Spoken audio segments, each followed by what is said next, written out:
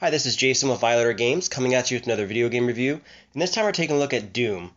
And this is produced by ID Software and published by Bethesda Softworks and was released on May 13th, Friday the 13th of 2016. So Doom is essentially what they wanted to call a reboot of the franchise. It's more of an origin story. Originally it was set to be Doom 4, but they just took the 4 part out of the name and put it just as Doom. And this is available on PS4, PC, and Xbox One. And it's a first-person shooter and is supposed to take the franchise back to its roots.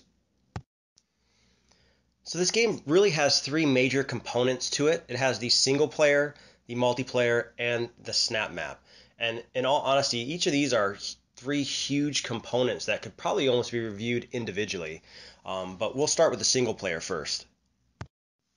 So the story is pretty basic for the Doom franchise. Essentially, the UAC has been doing experiments and basically opened up a portal to hell, and demons have come through, because of different experiments they've been doing. And you awake as a unnamed Doom guy, trying to stop the forces of hell. I'm willing to take full responsibility for the horrible events of the last 24 hours, but you must understand. Our interest in their world was purely for the betterment of mankind. Everything has clearly gotten out of hand now, yes. But it was worth the risk, I assure you. So pretty standard story. And the one thing that's probably the best about this game is the story takes a backseat to the action. A lot of people might not like that because, being used to Call of Duty games where the story it's really story driven. This has very little story and it focuses just on, bloodthirsty action and shooting, it's very refreshing because, there is story in this game, but it's very, very slight. I mean, you really don't need to know the motivation of the character. He's just trying to kick ass and basically stop the demons.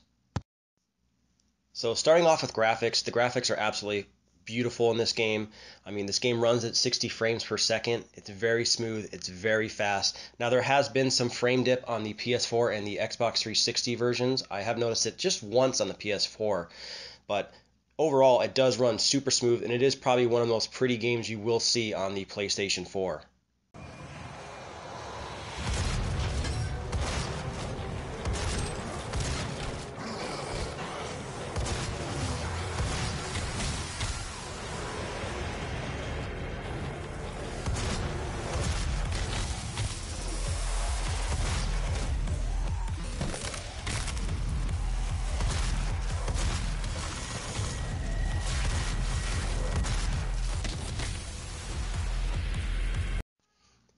This game has amazing atmosphere, the lighting effects. I mean, depending on where you are in the game, I mean, there's a foundry where there's just molten steel flowing, and it just looks absolutely beautiful. They did a great job with the overall ambiance and atmosphere in this game. I mean, it's very eerie, exactly what you'd expect in a Doom game, and I mean, down to like blood on the walls. I mean, they did a great job making this game look the way you wanted it to. Sound is also really excellent in this game. They did a great job with that. Every location you're at, I mean, it really has that feeling with the sound that you'd expect it to. If you're either in a abandoned part of the installation or a foundry or you're creaking through hallways, I mean, the sound is absolutely top notch.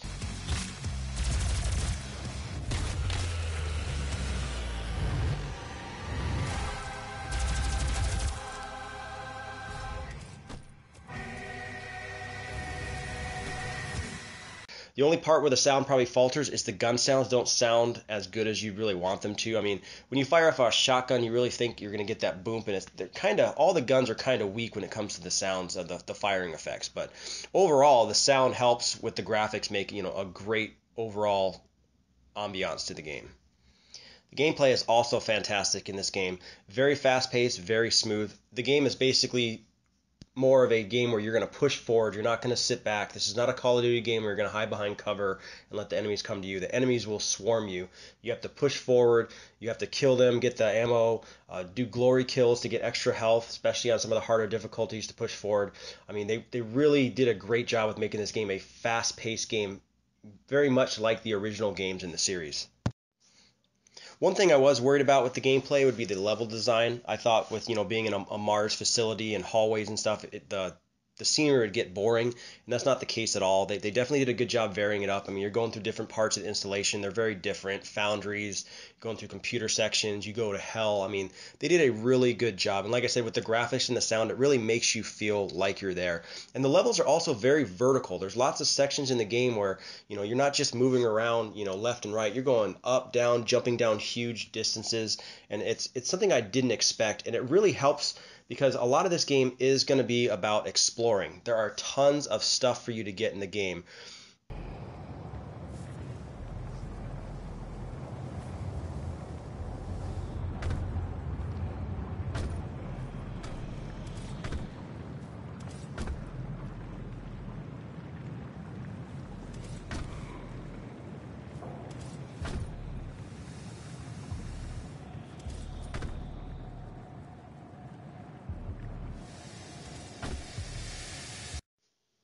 Through exploration, you'll find different secrets and different weapon power-ups, and also different weapons that you can actually get earlier in the game if you were to explore more, which is really nice.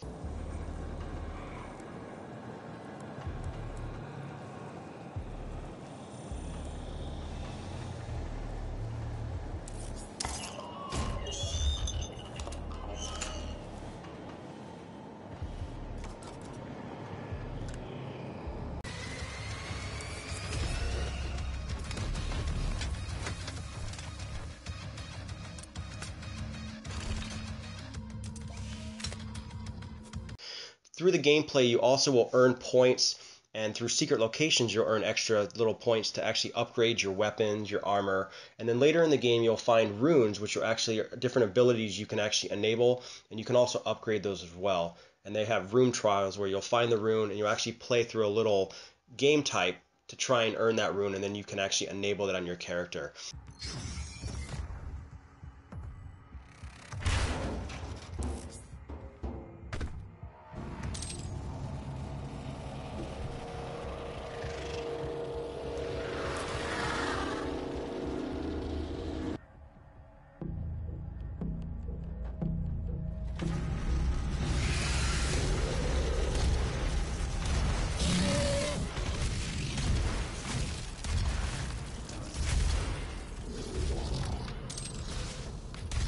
They also have different Argent energy cells, which you'll find throughout the game, that'll actually help you upgrade your character in 3 different areas: health, armor, or ammunition.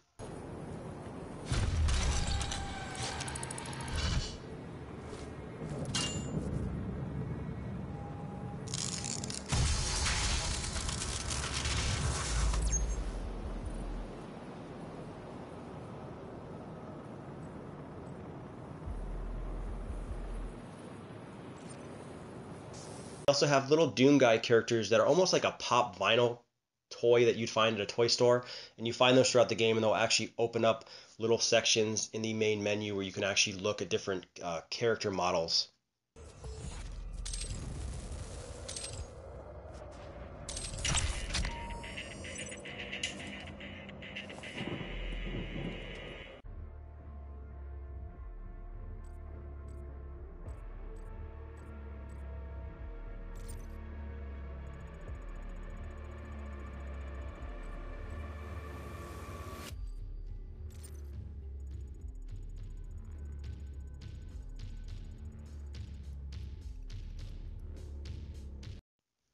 This game also has multiple different difficulties, and obviously the lower difficulties almost make the game too easy.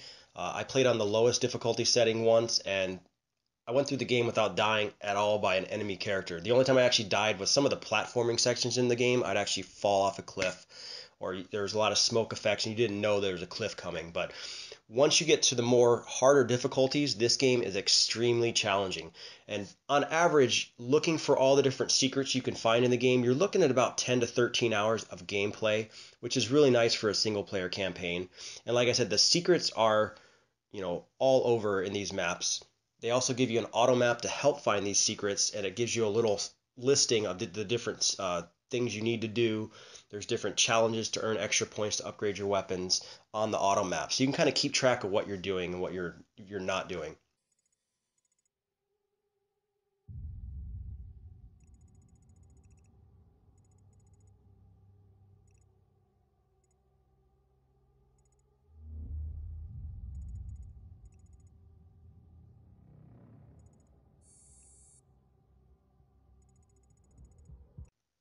And then probably my favorite secret in the whole game is every level has a lever that you're actually looking for. And when you find the lever and pull the lever, it actually opens up a doorway somewhere in the level that basically when you go through it, it's the original graphics for a Doom level, and it will actually open up a Doom level on the main menu select, where you can play through some of the classic maps using the old graphics for the level, but it'll have new characters and your character model will be new. So it's a really, really nice Easter egg. And like I said, there's tons of levels from Doom and Doom 2, lots of favorite levels, and probably my favorite thing in the whole game. I was really happy, and it really made me want to search out and find these locations. And they are really, really obscurely placed throughout the level, so I mean, there's lots of exploration to be done.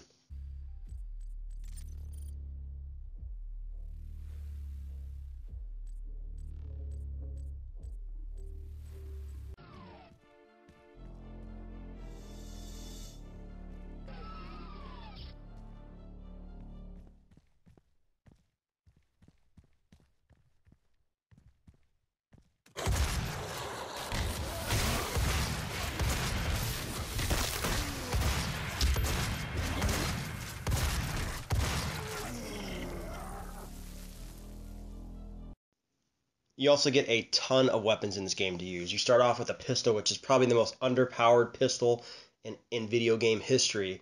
And then you get a shotgun, super shotgun, the Gauss gun, the plasma rifle, the chain gun, the BFG, the chainsaw. I mean, there is a boatload of weapons for you to use, and they each, like I said, have upgradable points that you can upgrade just to wreak havoc on different characters throughout the game.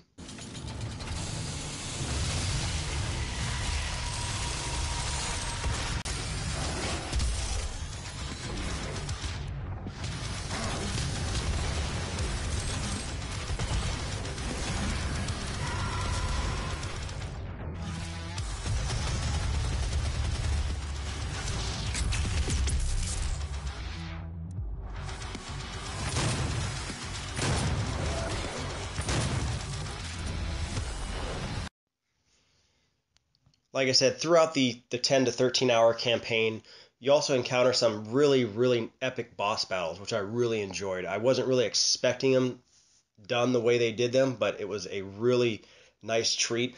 And like I said, on some of the easier difficulties, it's almost a joke, but on some of the harder difficulties, it's very much about patterns and how the enemy attacks, and it makes it very difficult to beat these guys and find out the patterns on the harder difficulties.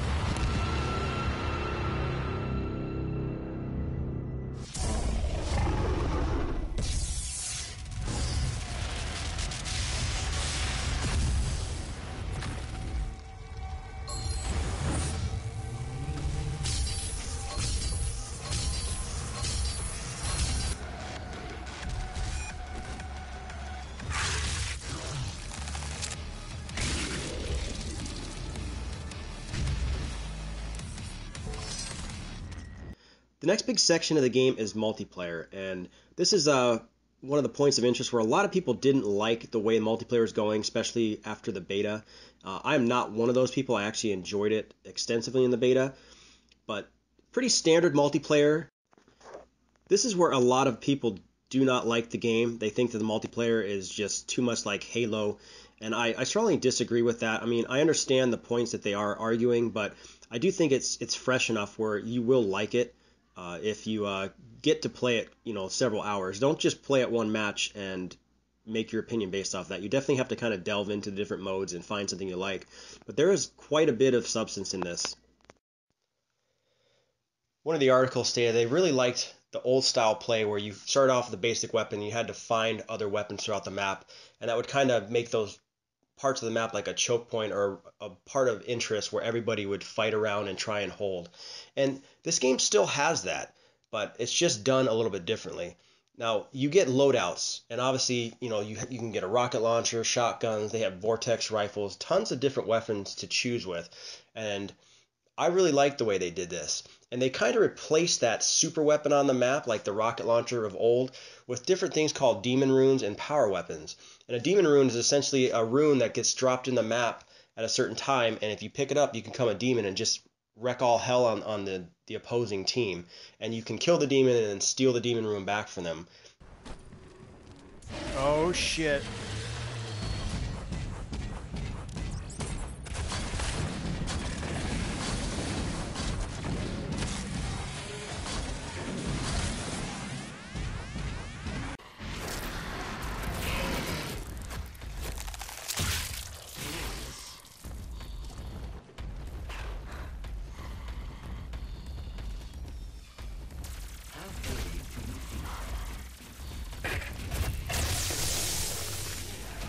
And then they also have power weapons, like on some of the maps it's the chainsaw or the BFG or the Gauss gun. And these are, what I feel is what they did to change the game up. Most of the time in the multiplayer, as soon as the demon rune is announced, people go nuts towards that location. And then when the power weapons come, it's a big struggle, because if you get a BFG in the multiplayer, you definitely have a huge advantage.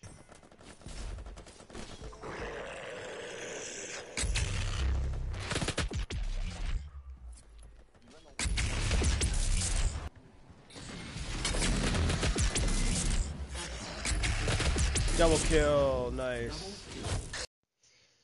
There's also several different modes in the multiplayer. The standard team deathmatch. There's a soul harvest, which is essentially like kill confirmed in Call of Duty, where you kill somebody and you're trying to pick up the soul and trying to get people from not picking up the souls from their kills. They also have a freeze tag, which is one of the modes I actually thought I'd really enjoy and I didn't like at all. They also have a King of the Hill, where there's different locations you hold down, an A, B, and a C point. And there's also like a King of the Hill that actually moves throughout the map, which I thought was really unique. It's a moving location you're trying to hold down at all times. But they probably could have done a little bit more with the modes. They are a little bit generic, but there is enough here that it does do its job. There's also different modes where you can select certain sections of the game, where you can do like a team deathmatch, soul harvest, warpath. It'll rotate between those, so it'll change you'll stay in the same lobby, but it'll rotate you through the different game modes, which I did enjoy. I thought that was nice. So instead of having to jump out and find a new lobby, you'd be able to just stay with that group.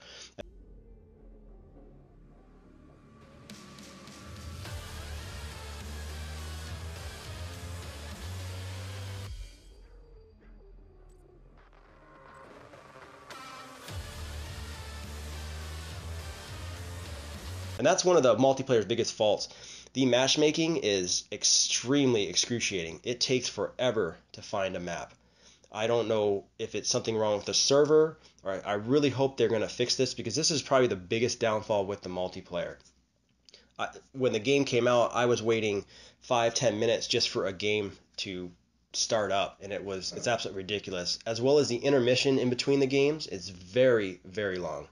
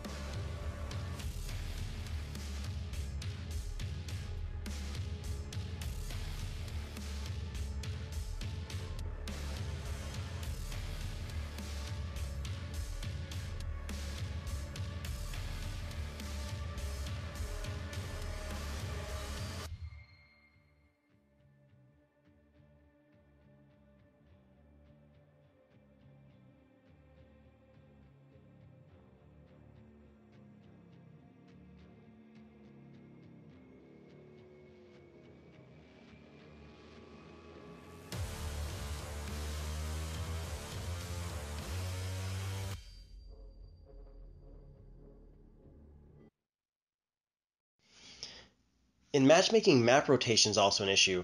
There's 9 maps that come bundled with this game, and there will be a DLC that has 3 different DLCs that have 3 maps each, so you're looking at an additional 9 maps, so 18 total once all the stuff has come out. But 9 maps to start, and it rotates the same maps a ton. I mean, there's 9 maps, and there's a couple maps that you don't play very often because the rotation is just so poorly done on this. There's also customization, so you can customize your character pretty extensively. As you play, you earn upgrades. There's different armors, helmets, different colors that you can put on your character, different patterns, and it gives you a pretty good option of customizing your character, as well as you can customize your weapons.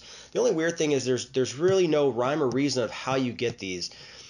I played with tons of people, and I played a very long time in the multiplayer, and I've earned certain things, way into my playing, and that people have earned, 1 hour into their play. It's all random how you get the upgrades.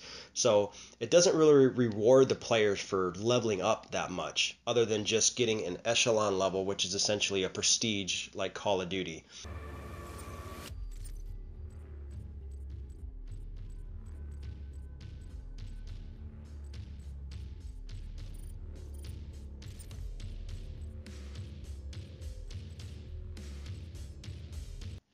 And the last big section of the game would be Snap Map, and this is basically a level design or a level editor that you can actually design your own levels and play levels that other players have created online, which is a really cool feature because it's not just linked to, if you have a PS4, you can only play what PS4 players have done. If anybody has made it, either the PC, the Xbox One, or the PlayStation 4, it is on this service that you can download and play, which is really nice. There's really no limit to what you can design in Snap Map, other than only being allowed to put so much stuff in a map, like only 64 demons and certain amounts of rooms.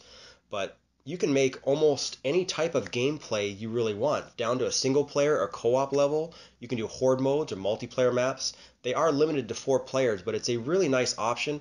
And if this game is going to live on, this Snap Map is where it's going to be, because basically you have free content as long as somebody creates it, based on the quality that somebody makes it. And there is a system of voting thumbs up or thumbs down. That way you can see what maps are good and what maps are bad. But it's a really great feature, and it's one that I played several hours in, and I'm really hoping to dive into and making some really cool single player maps and maybe even my own campaign, because you can do almost anything in this. You can change the AI and tell them what to do, when to spawn in, how much health they have, weapon placement. I mean, it's really, really intricate.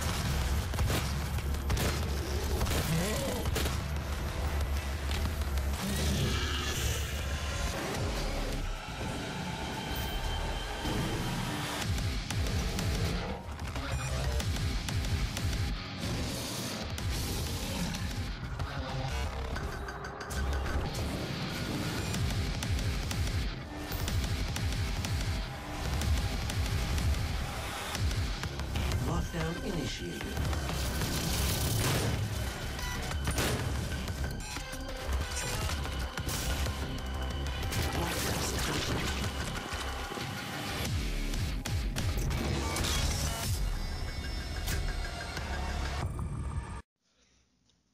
So to rate this game at whole, like I said, there are 3 huge sections to this game.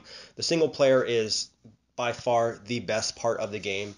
Most players will play it just for the single player alone, and it is something you can't miss. It's graphically amazing. The gameplay is fast, fun, furious, and ultra violent. This is definitely not a game for kids, so just keep that in mind when you're purchasing this. This is not something you want to buy your little 6-year-old to play. This is not a Call of Duty game. I mean, Call of Duty is violent. This is ultra violent.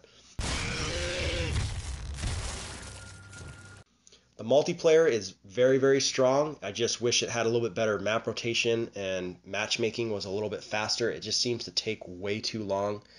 And, hopefully the DLC and different things will fix that in the future, but you really shouldn't have to pay to get a, amazing product. So that's unfortunate that you have to do that. And then the snap map is one of those things that it's basically going to live or die by the community. If the community is strong, we have lots of people making amazing maps, it's going to live on for, years to come and going to be something really exciting. But overall score, if I had to rate this, in all honesty, this would be a perfect game if it wasn't for those little nuances in the multiplayer, and I'd probably give it a 9.5 out of 10. And like I said, the multiplayer, even though it's very strong in my eyes, I strongly disagree with what a lot of other people are saying. It's just I wish they would fix the matchmaking. There's definitely some issues with that, and the map rotation is just kind of a joke at this point. They, 9 maps, and you play like 4 or 5 maps pretty consistently, and the other ones are just like a crapshoot. I mean, that's very unfortunate, but one of the best games I played in a very long time. Like I said, the single player is absolutely phenomenal, and it is a not miss campaign of 2016. Once again, this has been Jason with Violator Games. If you have any questions or comments, leave them in the comment section below. If you like the video, hit the like button, subscribe to the YouTube channel, and we'll see you guys next time.